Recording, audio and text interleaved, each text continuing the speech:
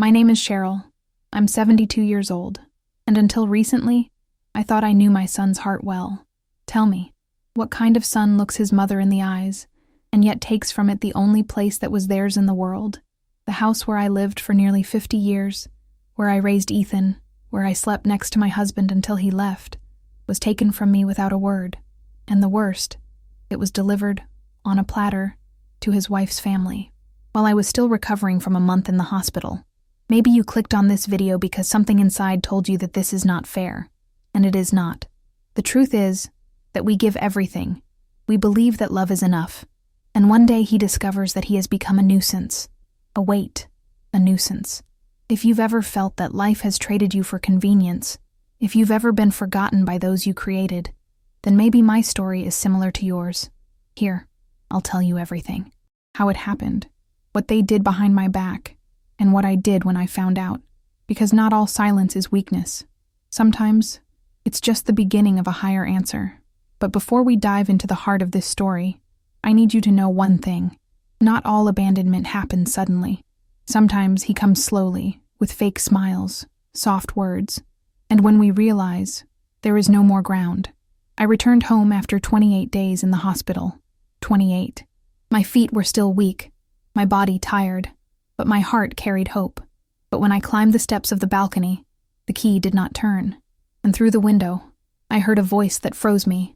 This house now belongs to our family. I know it may sound unbelievable, but that's how the most humiliating moment of my life began. And if you're here, you might understand how hard it is to tell this. So, if this story touches your heart, if at any time you see yourself in my words, I ask you with affection, leave your like and subscribe to the channel. This isn't just a button for me. It's like a silent hug from someone who says, I'm with you. Now take a deep breath, because what I experienced that morning still hurts, but it needs to be told. When Ethan was born, my world got another name: responsibility. I was 26 years old, worked at night at the municipal hospital, and spent my days between bottles, appointments, and diapers. His father, my Harold, was a good man, but the quiet kind. He took care of the bills, mowed the lawn, and called me my girl, even when I had white hairs showing. Raising Ethan was what gave meaning to my life. I remember his fevers, his asthma attacks. How many times have I stopped sleeping? How many times have I exchanged shifts with colleagues just to be able to stay with him at home, with attentive eyes, measuring temperature with the back of my hand, listening to that tight breathing of a sick child. I kept all the letters he wrote to me at school. Mommy, you're my hero. I love you more than chocolate cake. I read and cried alone in the kitchen, tired, but with a love so great that it barely fit in my chest. And maybe that's why it took me so long to see the signs. The first time Jenna came here, she seemed too polite. One of those people who smile without showing their teeth, and who hold the cup with two hands as if they were in a margarine commercial. But I thought, it's just her way. They got married quickly. In 6 months they were living with me, while saving money to buy the first property. And I thought it was good. The house was too big just for me. Having Ethan around brought me comfort. Or at least, that's what I thought. In the beginning, I made dinner every day. Lasagna, chili, stuffed pancakes. Everything Ethan liked when he was little. He even praised it from time to time. But Jenna? I ate in silence. Sometimes he didn't even sit at the table. I'm on a diet, he said. And I, silly, thought, oh, it's just a matter of time. Soon she will let go. But it didn't come loose. The grandchildren came, too. Beautiful, sweet, but also more distant than I imagined. They saw me as a polite presence, not as a shelter. When they were little, they still came on my lap. Then, they disappeared into the room with a tablet in hand. Jenna said I was too good, that I spoiled, and I began to hear from time to time muffled laughter coming from upstairs. I entered the room, and the silence fell. The TV was still on, but the conversations disappeared. You know that feeling that they are talking about you? That's that. I felt that, but I never confronted it. One day, I had to go into their room because I forgot my crochet hooks in the closet next door. When I opened the door, it was locked. Locked. In my own home. I didn't comment. I just wrote it down in my heart. I started to notice more. Jenna leaving wet cloths on the table, the grandchildren jumping on the couch, the food disappearing from the fridge and no one saying anything. I once asked Ethan if he could keep my documents in their office, and he replied with an embarrassed smile. "Oh, Mom, that space is a little tight now." One morning, I went to try to open the closet in the hallway, and all my boots had been put in boxes in the basement. "To organize better," they said. The bookshelf has also changed. My Bibles, my devotionals, piled up in a corner, replaced by vases, new picture frames and magazines that I have never seen in my life. The house no longer had my smell. I no longer had my sounds. But it was still there. It is curious how silence also speaks. At that time, no one told me anything directly, but the message came between the lines, in the look, in the way of dodging, in the "we'll see you later, Mom." Today, looking back, I understand. They were taking me out, little by little, but at that time, I refused to believe it. I said to myself, it's their age. It's the rush of everyday life. They love me. But love that doesn't look you in the eye, that doesn't include, that doesn't ask, "Are you okay?" Is it still love? And if you've also felt this feeling of being present but invisible, I wanted you to comment below with a simple, "I've lived it." Because look, sometimes we need to know that we are not alone in this pain. And it was in this phase of silence, of disappearance of spaces and affections, that something else happened. I started to feel my heart beat strangely, a weight on the chest. I thought it was anxiety or sadness, but it was more than that. And one night, right there in the bathroom, my body gave in.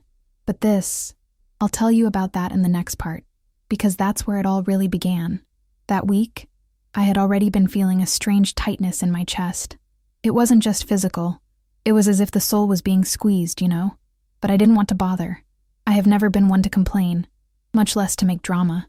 I prepared my chamomile tea, sat in my blue armchair, the same one where I cradled Ethan when he was a baby, and tried to distract myself with the television. Up there, I heard voices, muffled laughter, a conversation that seemed too lively for the end of an ordinary day. For a moment, I caught a word, document. My heart stopped for a second. But as always, I tried to push away the bad thoughts. It must be a work thing, I said to myself, hugging the shawl over my shoulders. Deep down, I knew. A part of me already knew. But when we love, we choose to doubt our own intuition so we don't have to face what hurts. The next day, I woke up with a strong malaise, dizziness, nausea, a weight that went down from the neck to the arm. I leaned against the walls until I reached the bathroom, and there, everything went dark. I woke up on the cold floor, with the light from the window cutting into my face. My breathing was shallow, and my head throbbed. I screamed. I called. No one answered. I stayed there for hours, until Mrs. Bell, my neighbor, was surprised by the lack of movement in the kitchen and came knocking on the door. Thank God the back door was unlocked. She found me slumped, pale, with purple lips. He called the ambulance. It wasn't Ethan. It wasn't Jenna. It wasn't any of mine. I was urgently admitted to Mercy Medical Center. My heart was weak, they said. I needed rest, absolute rest and daily monitoring. The first night in the hospital was silent, cut only by the rhythmic noise of the devices. I expected at any moment to see Ethan coming in with that boyish smile. I waited the next day, and the next. He appeared in the room only on the fourth day. He came in talking fast, saying that he was bogged down in work, that he didn't imagine it was that serious. He gave me a kiss on the forehead and left half an hour later. Jenna came 2 days later. He sat down, looked at his cell phone the whole time and asked, without looking at me, "Do you want us to bring something from home?" I said no. She smiled with her lips, but not with her eyes. Time went by, and I began to realize that something had changed. The way they spoke to me, how they avoided contact, how they treated my illness as a convenient break. One day, I woke up stronger. I walked down the corridor with the help of a nurse and stopped by the window. Outside, the world went on as if nothing had happened, and I was there, invisible, like a forgotten painting on a wall. In the head, a constant buzzing, and in my heart, a word that hurt me more than the disease: substitution. I was being taken away, carefully erased. No screaming, no confrontation, only with silence. And in that silence, something was being done. I didn't know what, still, but he would find out. And it was precisely the following week, when I received some papers to sign, that the first spark of truth began to shine, a spark that would later turn into fire. But have you ever stopped to think about how a few subscriptions change an entire life? I stopped. And what came next? It was even worse than I imagined. It was on a cloudy morning, one of those in which the weather seems to match what we feel inside, that Ethan showed up at the hospital again, dress shirt, coffee in hand, and a black leather briefcase. She sat next to me with a hurried smile and said, "Mom, I brought some papers here for us to solve quickly. It's an insurance thing, protocol, just to facilitate your recovery and cover hospital costs." I, still weak, with heavy eyes and tingling fingers from the medication, just nodded. I have never been a woman to doubt my son, and deep down, I still wanted to believe that he was there for me. He took the documents out of his briefcase and spread them out on the bedside table. He spoke fast, as he always did when he wanted to avoid questions. "Sign here and here. That, Mom, you can trust. It's all to make your situation calm, so no one bothers you." I picked up the pen with trembling hands. Signed. I didn't even read it properly. He could barely see the fine print. I signed because I trusted it. I signed because I thought that love was this, not needing an explanation. In the middle of it all, a nurse entered. She was a young woman with her hair tied up and her eyes attentive. She looked at the papers, looked at me, then looked at Ethan with an expression I haven't forgotten. And in a moment of silence between the three of us, she approached my bed and said very softly, as if trying to protect someone, "Are you sure you want to transfer the house to his name?" That hit me like a slap. The house? Transfer? I froze. I looked at Ethan, who immediately disagreed with him. No, she's confusing. That's another thing, Mom. Relax, it's just standard paperwork." The nurse still stood there for a few seconds, staring at me with a look of someone who wanted to tell me something more. But it did, and I continued with pen in hand. I signed the rest, and her voice was stuck in my head all day. "Are you sure?" When he left, I stared at the ceiling for hours. I tried to remember what exactly I had signed. I tried to go over the sentences, the terms, the spaces that I filled with my already weakened handwriting, but I couldn't. The fatigue was greater. My heart beat slowly, as if it carried not only the weight of the disease, but the weight of a doubt that I did not want to admit. That day, I couldn't eat. The soup cooled on the tray, and I remained there, lying there, staring at a plain white ceiling, just like what my life seemed to have become. Cold, empty, colorless. It was on that night that I dreamed of my Harold. He was on our porch, sitting in that rocking chair he loved so much. He had a newspaper on his lap and looked at me sadly, but without saying anything. I woke up with a wet face. From then on, the visits disappeared. Ethan did not return. Jenna didn't even text. Neither did the grandchildren. And even with that nurse walking around the floor, I didn't have the courage to ask more. It was as if my mouth was sown by fear of discovering that what I feared the most, it could be true. But time is a patient lord. It shows what we try to hide. And it was a few days later, close to discharge, that I discovered what was really behind those papers. A discovery that took me off my feet, but also ignited the first spark of the woman I was about to become. Because when the truth comes, she doesn't knock on the door. She breaks in. And you know what I found out soon after? Something that would make me rethink everything I believed about love as a child. The day of my discharge arrived without much fanfare. The doctor said I was clinically stable, but I needed rest and calm. Calm. I thought I would have this at home. I asked for a taxi because I didn't want to disturb anyone. I took only a bag with my medicines and the clothes on my back. The sky over Cedar Rapids was gray, and a light rain was falling, as if the world had decided to cry slowly that day. But not for me.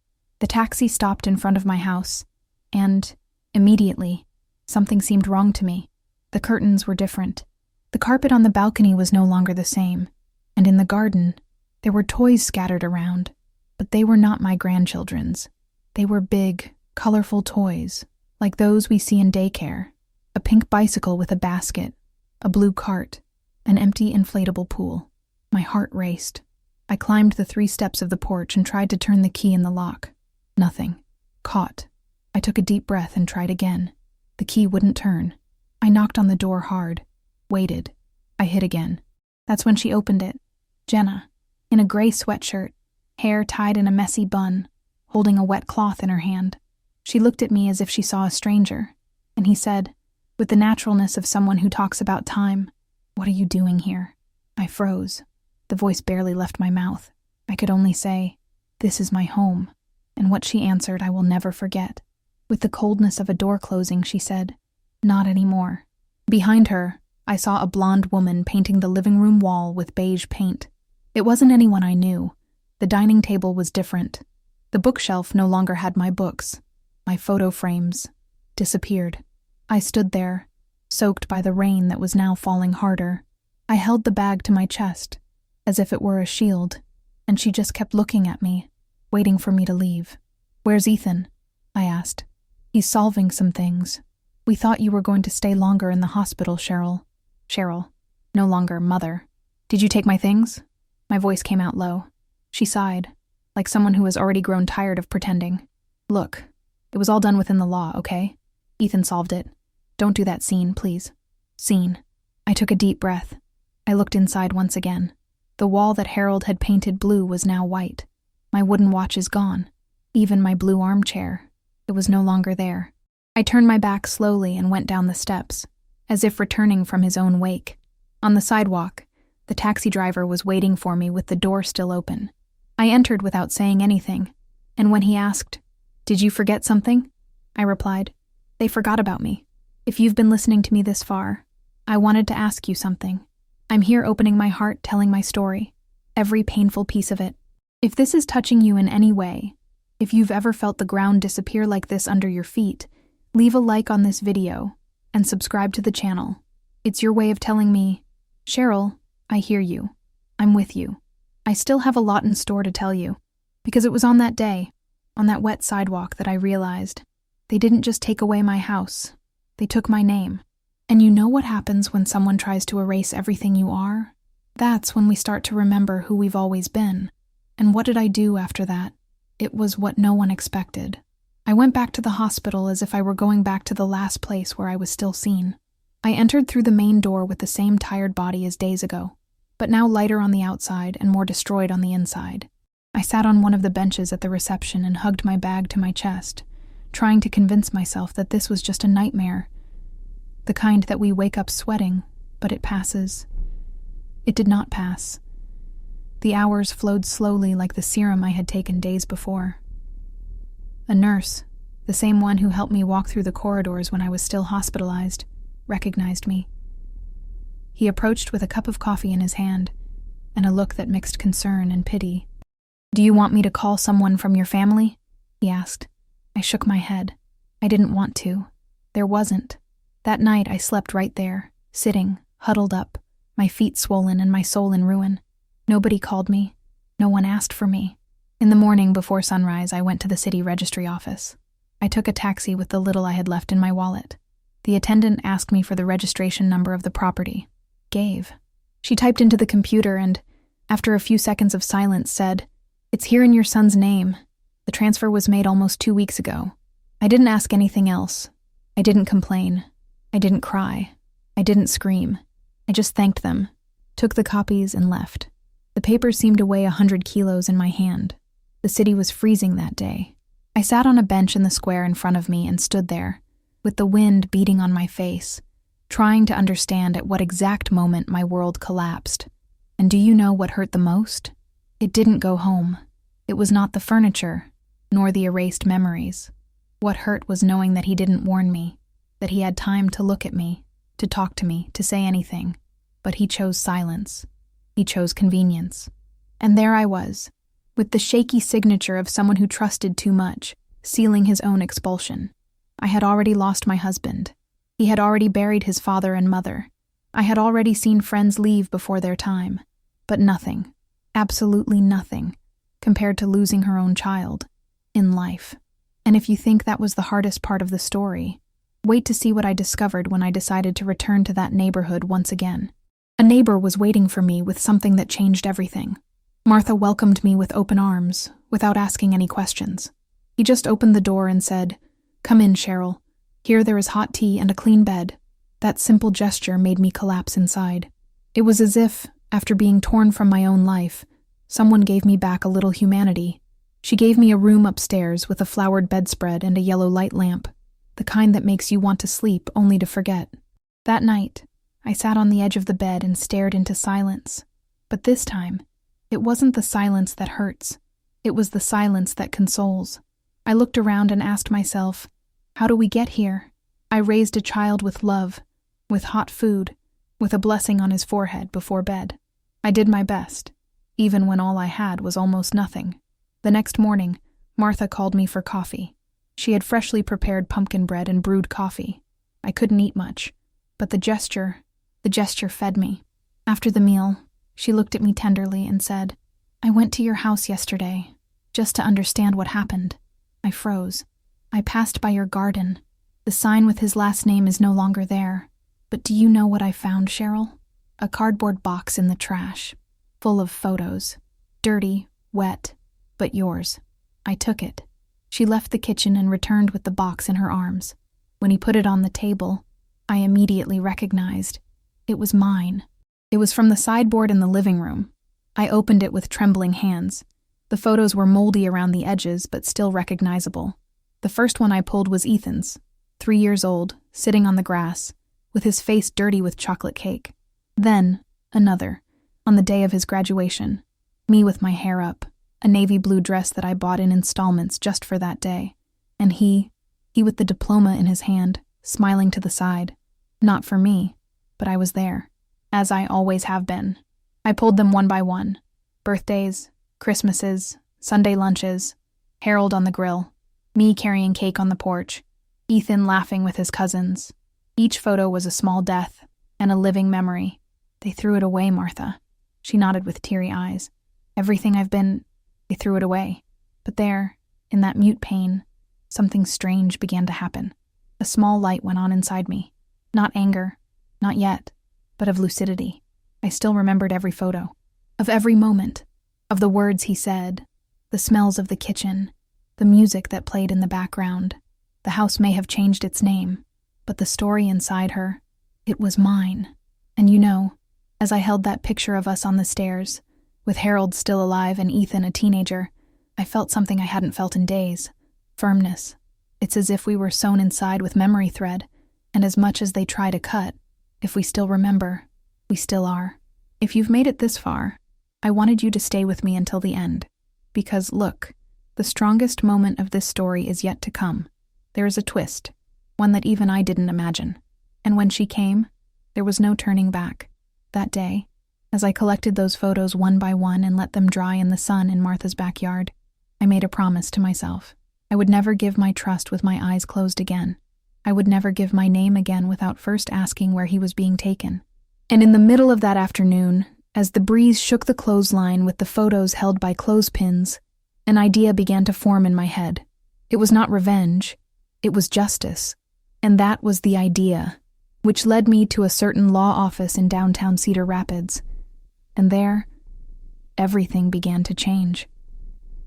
It took a few days, but the phone finally rang. No number. It was him. My heart sank just seeing the name on the screen. I answered slowly, not knowing what I expected to hear. On the other side, Ethan's voice came muffled, almost rehearsed. Mom, I heard you came back home, that there was a misunderstanding. Look, I wanted to apologize to you if you felt bad. I took a deep breath and said nothing. He continued, that house thing, it wasn't as you're thinking. It's just that Jenna, you know, she needed a little more stability now with her mom coming to live with us. And I thought that, well, that would be good for everyone. I felt a stab in my chest. He did not say our home. He said the house, as if it were anything, a good, an object, a piece of paper with value and not with life. I didn't know you were going to be so bothered, Mom. We thought you were going to stay longer in the hospital and, well, I thought you'd understand. You always understood everything.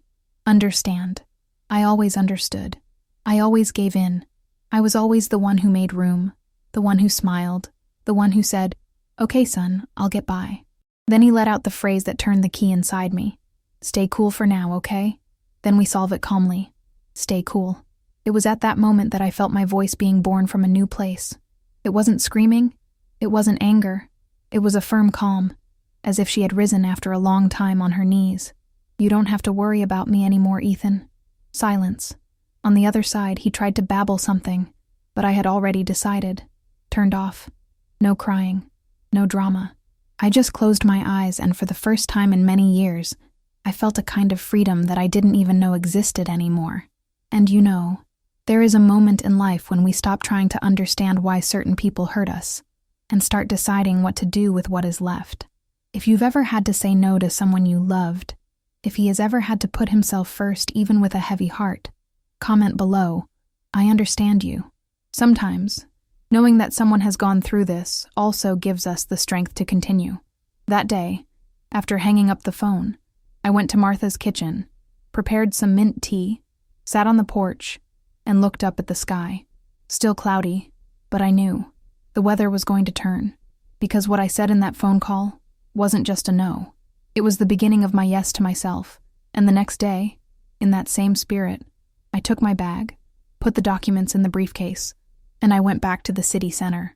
There was a lawyer waiting for me, and I was ready to say everything, until the end.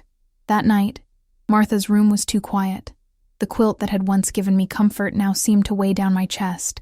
I turned on my side, adjusted the pillow, closed my eyes, and nothing. Sleep did not come. And what hurt me was not the nostalgia. It was the emptiness. For the first time in many, many years, I didn't say my prayer before bed. I don't know if it was because of fatigue or because of a kind of silence between me and God. I stood there staring at the ceiling, as if waiting for an answer that didn't arrive. My head was spinning with cut scenes. Ethan's laughter as a child, Harold calling me my girl, Sunday lunches, the smell of cornbread coming out of the oven, the house full, the laughter echoing from the living room, everything so far away. What now? Now I was a lady sitting on a borrowed bed without a home, without a voice, without prayer, but I couldn't even feel anger, and that was perhaps what scared me the most, because anger, at least, gives us energy, but the emptiness only sucks. I stayed like that for hours, listening to the sounds of the house, a creak from the ceiling, the ticking of the kitchen clock, and Martha's slow breathing in the next room, and I, just existing. The next day, I woke up early without having really slept. I prepared the coffee even before she came down. I sat in the armchair near the living room window and stared at the street. The sidewalk was still wet from the early morning rain.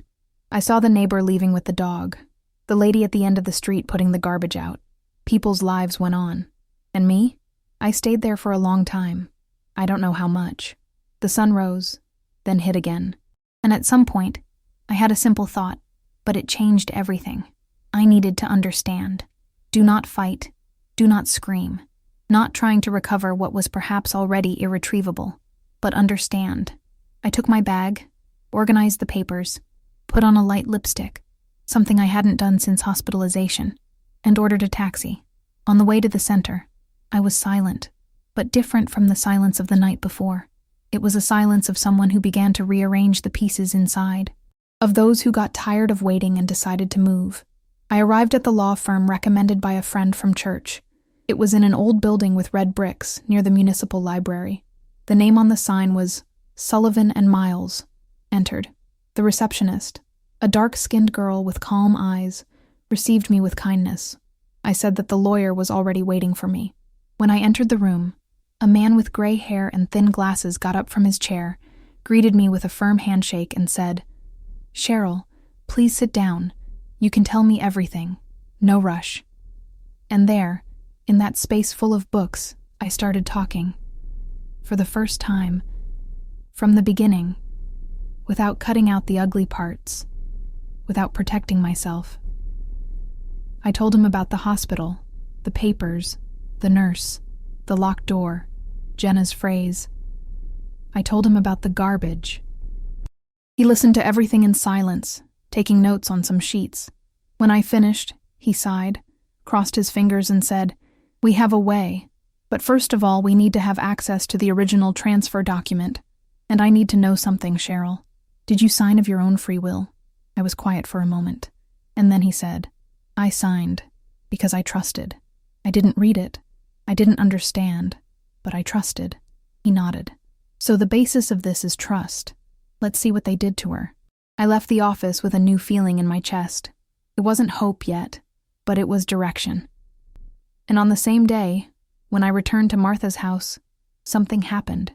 An unexpected call.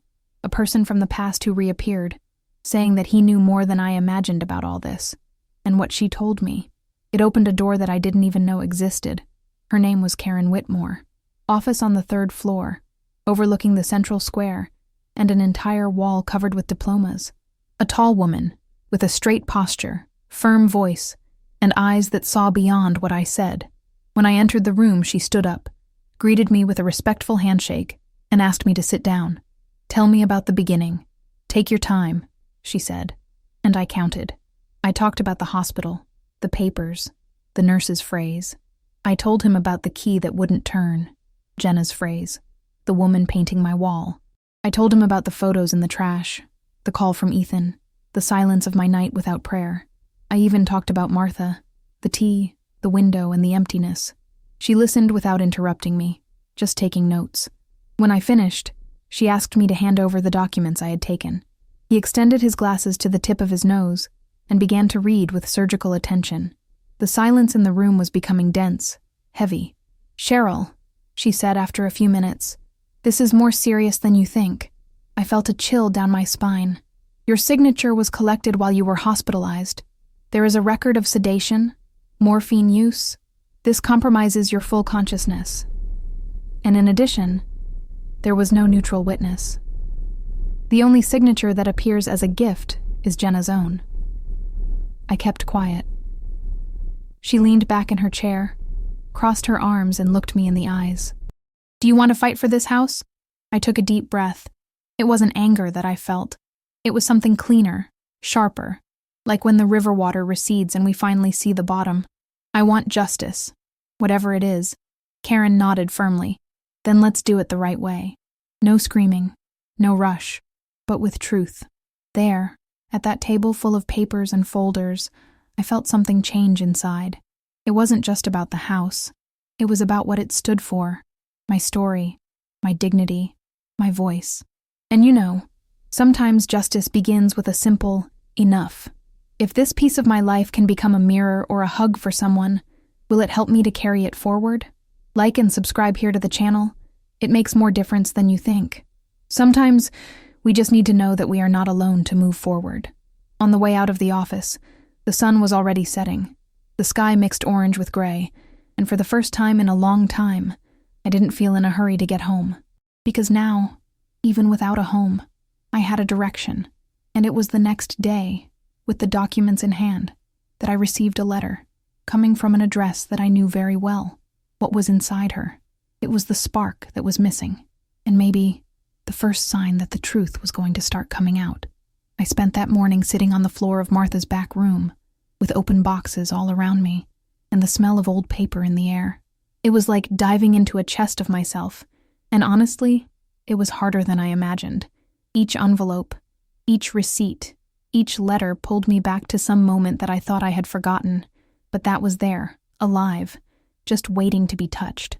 Martha helped me in silence. She understood that this was not just a search for papers. It was an excavation of my history. We started with the bank records. I found proof of the last installments of the mortgage paid off with a lot of sweat, most of them transfers made from my night nurse salary. Then, invoices for the renovation I paid for on the roof in 2011, the purchase of the washing machine, the new basement heater. Everything was there, and everything had been done by me. In a yellowed envelope, I found something that paralyzed me for a moment. Letters from Ethan as a child, written with crooked letters, full of spelling mistakes and love. "Mommy, I love you more than pizza. Thank you for taking care of me when I got sick." I read it softly, as if I were reading to myself as a child. Martha, with teary eyes, handed me a handkerchief. In another corner of the box, I found the old diary where I wrote down Harold's medicines. Between the sheets, a folded paper with a letter that was not mine. I opened slowly. It was a note Jenna signed, short and to the point. "As soon as she gets out of the way, this house will be ours." My hand trembled. Not out of fear, but of such deep indignation that it even gave me heat in my face. Martha squeezed my shoulder tightly. "This here, Cheryl. This is important. This is proof." I kept everything in a blue folder. I also included copies of the emails I sent to Ethan during his hospital stay. None of them were answered. Messages on the cell phone with the status, viewed, but ignored. I put it all together. I took the whole folder to Karen the next day. When she opened it and started flipping through it, I saw her eyes change. She no longer saw just a hurt mother. She saw a solid case, an injustice with name, date, and intention. "Cheryl," she said, "this note from Jenna changes everything. This shows forethought. It's not just about irregular transfer. It's about bad faith." I nodded. I knew it. And now I was sure that it wasn't crazy in my head. "We'll start here," she continued. "And if everything goes as I hope, not only will the transfer be annulled, how the house can be returned to the lady by legal means." That's when I felt something inside me light up again. Not a fire of revenge. It was something quieter. The strength of those who know they are no longer invisible. And you know, sometimes we need to review the wounds of the past to understand where our strength begins. And I say with my heart, if you're listening to me this far, stay with me, because the most remarkable moment in this story is yet to come. And when he came, it was like watching the sky open up after days of darkness.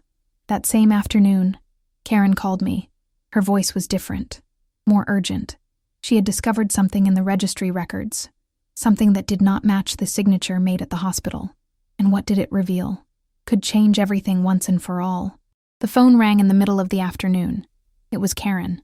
Her voice was lower than usual, as if carrying the weight of something she herself had a hard time believing. "Cheryl, do you have a minute? I need to tell you something that can completely change the conduct of your case." I was silent, my heart already racing. She continued, "While going through the previous records of transactions involving his son and wife, we found something curious and very serious." Karen paused, as if choosing her words very carefully. "Last year, Jenna's father, a man named Howard, a war veteran, diagnosed with early dementia, had his house sold to a certain investor friend.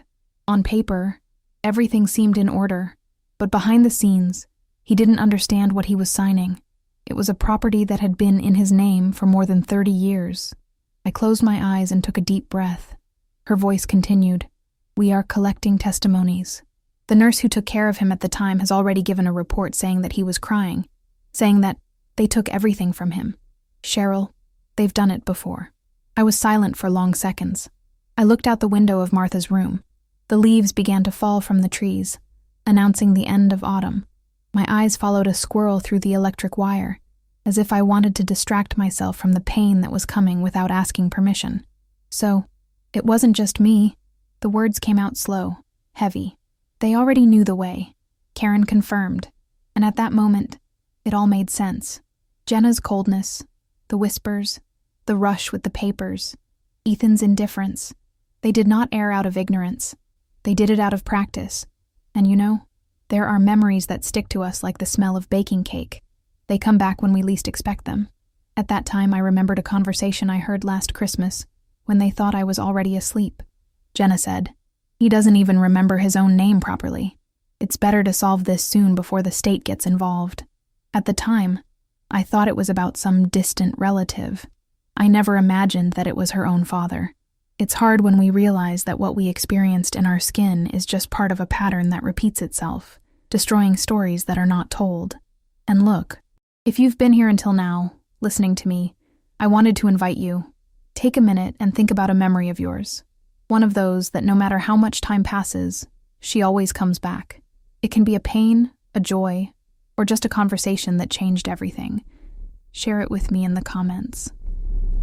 Tell us if you've ever been through something similar, or if you've heard of someone who has experienced a betrayal as silent as this. Sometimes telling is a way to heal. After I hung up the phone, I sat in the dark for quite a while, and there, with my heart in silence, I made a decision. That was no longer just about me. It was about what they had been doing to those who could not defend themselves. The next day, I returned to Karen's office with a new twinkle in my eye. One that wasn't anger. It was determination. She showed me a plan.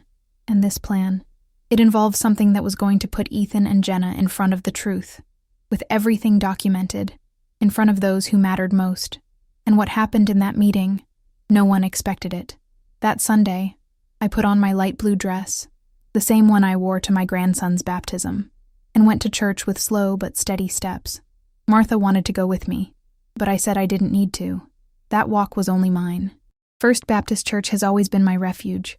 Creaking wooden bench, out-of-tune choir, the smell of coffee and cake in the back room. But that day, the church looked different. I knew they would be there, and even without the intention of a scene, my heart asked me to face them in the light of day, in front of those who had known us forever. When I entered, some faces turned. Some smiled with that good affection. Others lowered their eyes as if they knew more than they were saying. I sat in the third row, right in the center, where I used to hang out with Harold. The service began. Hymns sung, prayers read, but I didn't hear everything. My mind was too quiet, like the air before a storm. It was at the time of the moment of peace that I saw Ethan approaching. His face carried a nervous smile, one of those who try to sew what was torn too much. He came with open arms, as if he wanted to show everyone that everything is fine. "Mom," he said, leaning in to hug me.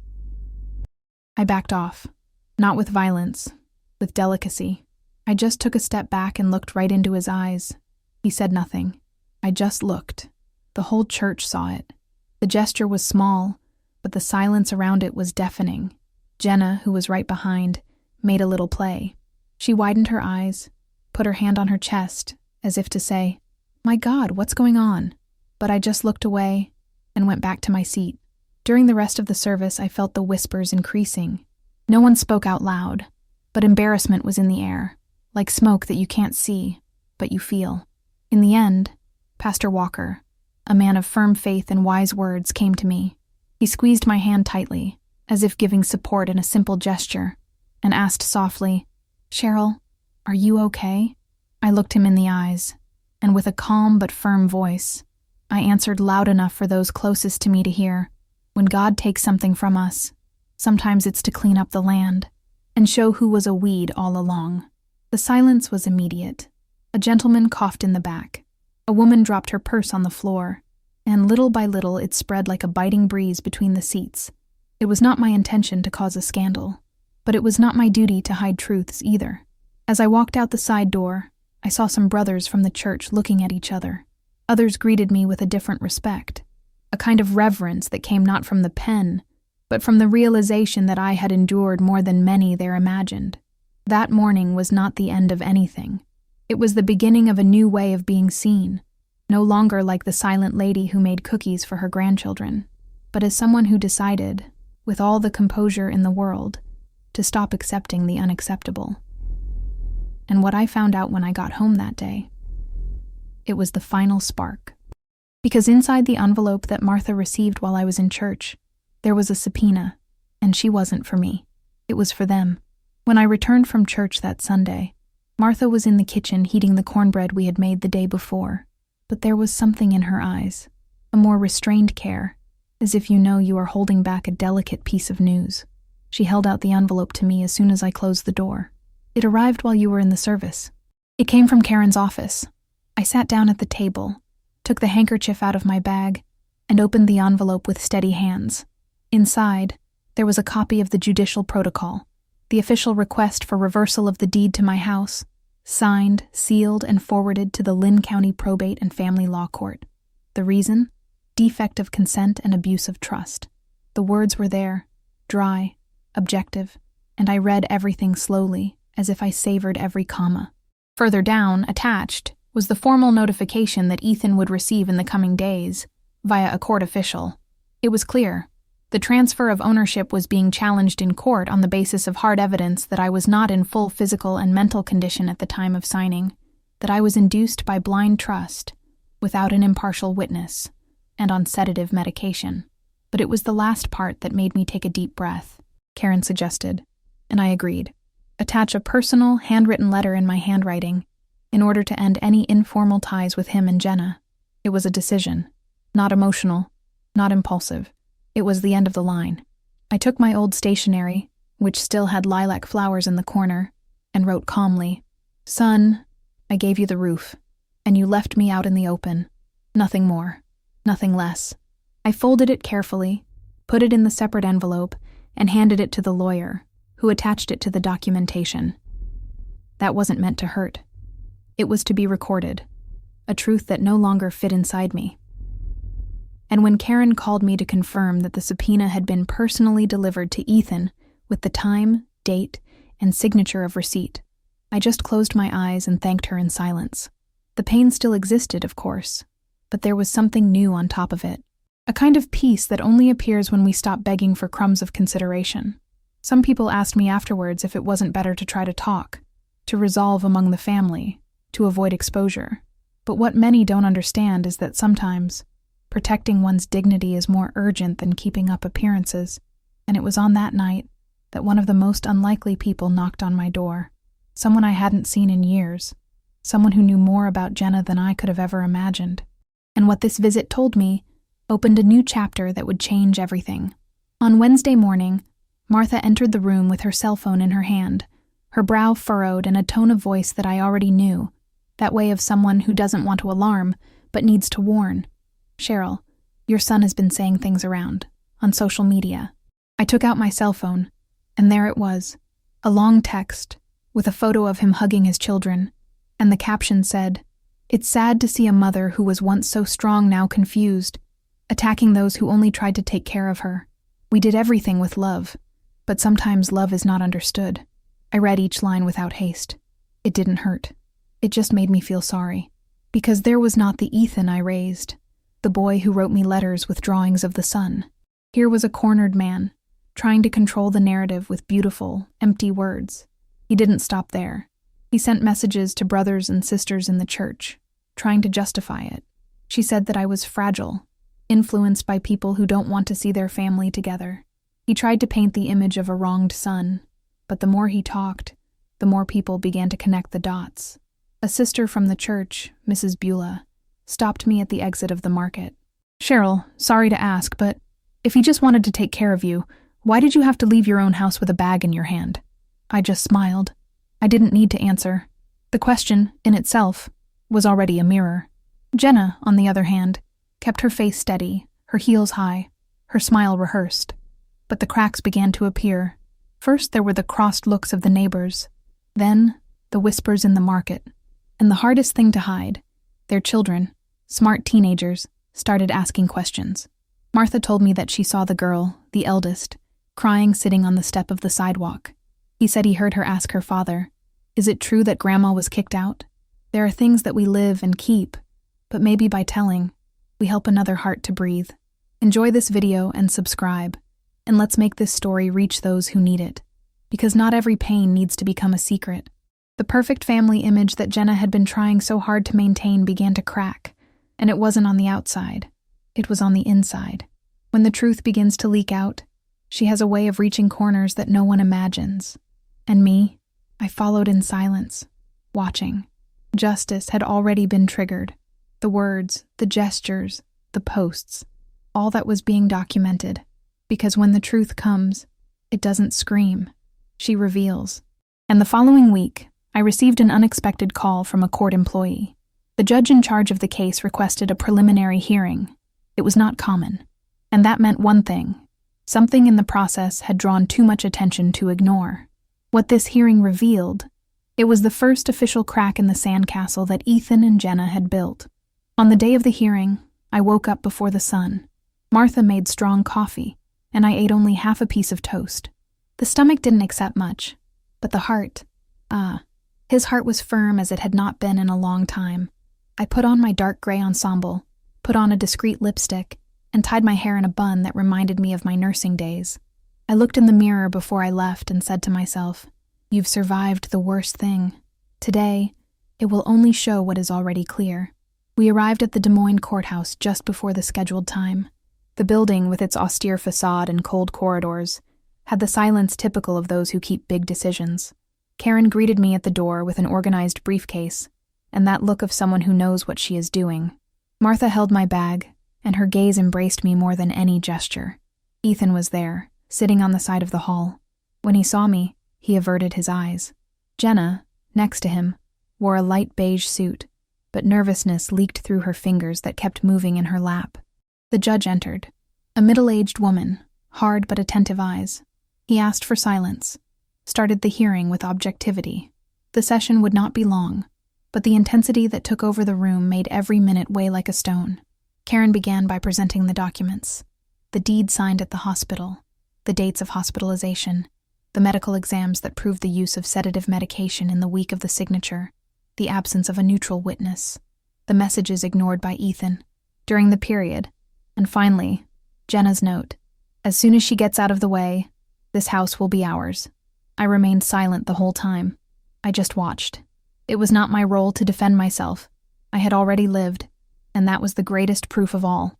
The nurse who took care of me that week gave a statement by video. She was sleepy, having difficulty understanding some things. When they signed the papers, I approached her and asked her if she was sure, but the son said it was just insurance. She trusted. Ethan, when questioned, tried to keep his tone serene. He said that he thought he was doing the best, that the house belonged to the family, that he did not want to cause harm.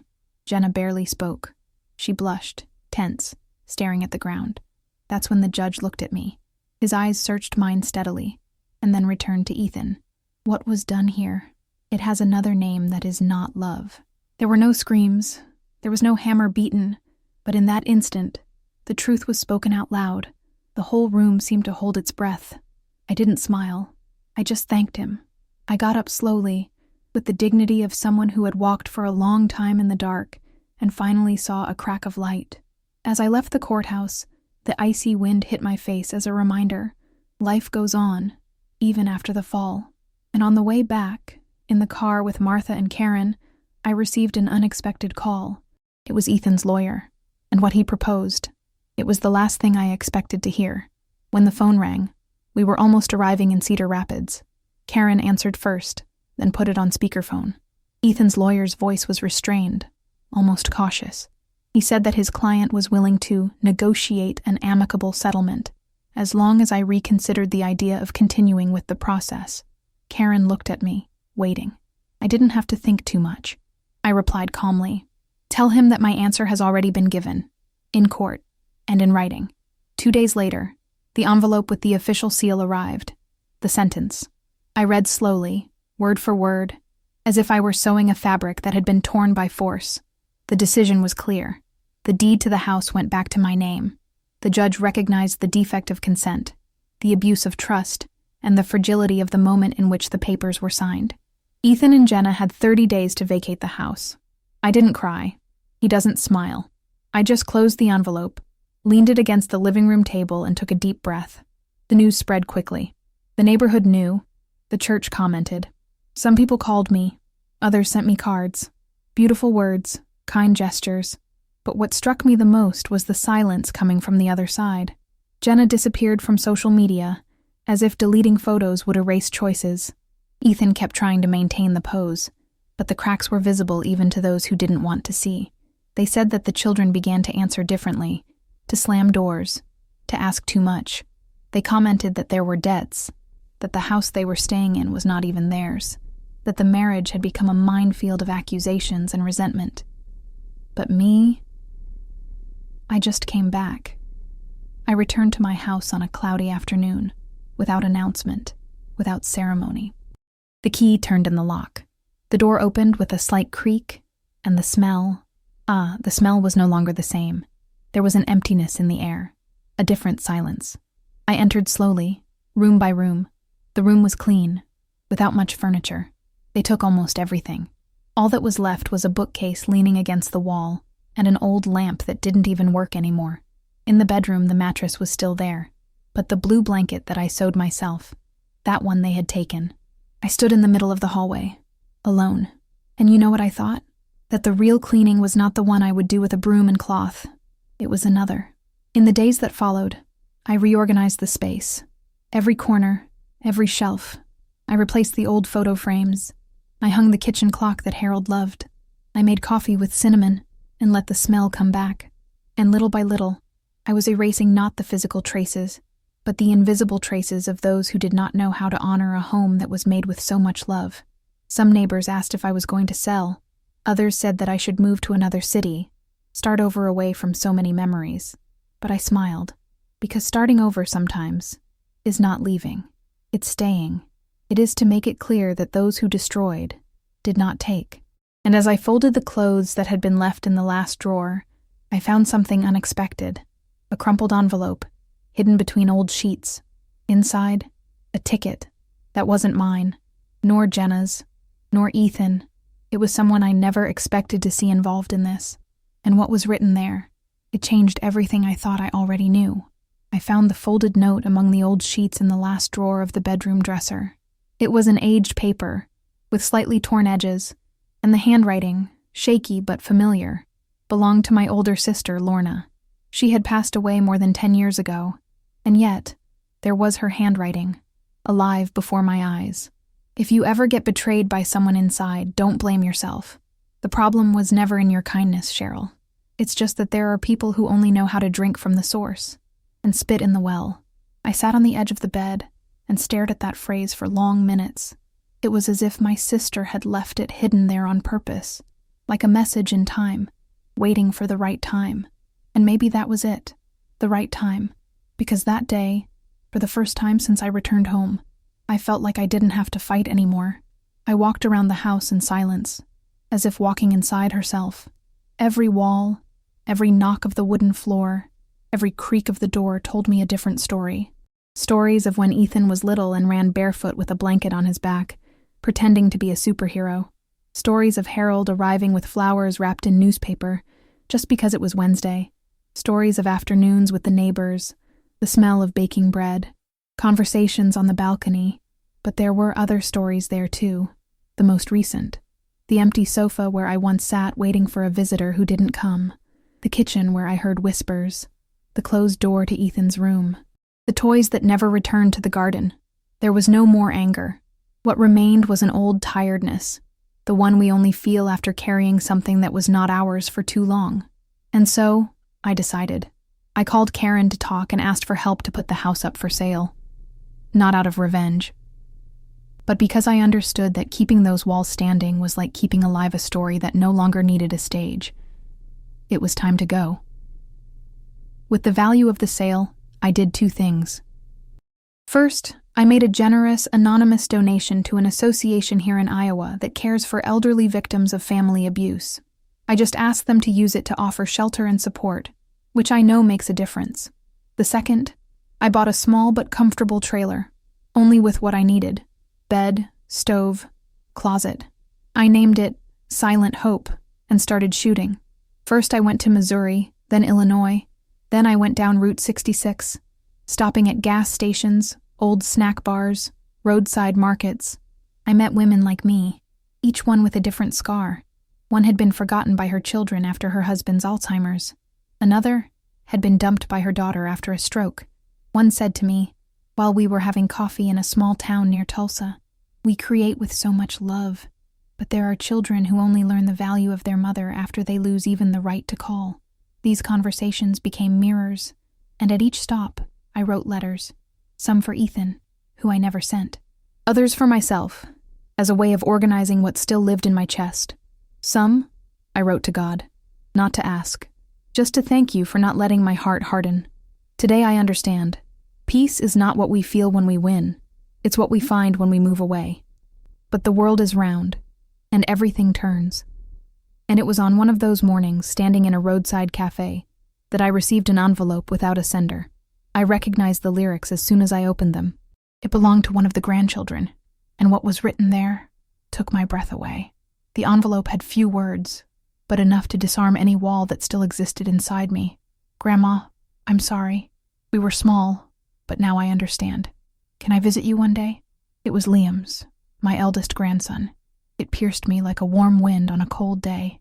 I didn't cry, but I closed my eyes, and for the first time in a long time, prayed, not for justice, nor for a cure, only for peace. I parked my trailer in an open field on the shores of a lake in Minnesota. The sun was already starting to fall, and painted the water with a calm gold, one of those that we only see after a lot of storm. I prepared my coffee, sat on the folding chair, took the notebook out of my bag and wrote on the first page. I was Flor, I was shelter. Now I'm a road, and that's what I am today. I don't carry anger. I carry silence. I don't live on sorrows. I live in memory of those that hurt me, but also of those that healed me. Ethan and Jenna disappeared from my roots. I heard that they tried to start over in another state. I don't wish harm, only distance. What I have left now is this serene freedom, which comes when we stop waiting for excuses from those who don't know how to ask. I learned that time, when respected, becomes an answer. And that justice does not always scream. Sometimes it whispers, at the exact moment when we decide not to lose ourselves. No, the biggest lesson I take from all of this is that love is not submission, that taking care of others cannot mean abandoning oneself, that forgiveness is not going back, it is going on with dignity. If you've made it this far, listening to every bit of my story, I want to thank you. Really, his company made each heavy memory a little lighter. So, if this story touched you, leave a like here. It is like a hug, one of those that warm the chest and show that it is worth continuing to tell. And if you want to come back for another coffee with me, subscribe here to the channel. It will be good to have you around again. Tell me in the comments which city you're listening to me from. I love to imagine where this story is echoing. And if you want to be with me when the coffee is ironed again, activate the bell. Trust me, there's more life ahead of you. Don't go away yet. Listen to the next true story that will appear on the screen. Always remember, each wrinkle tells a story, and each story carries a strength. Watch the next video here on the channel with another incredible story.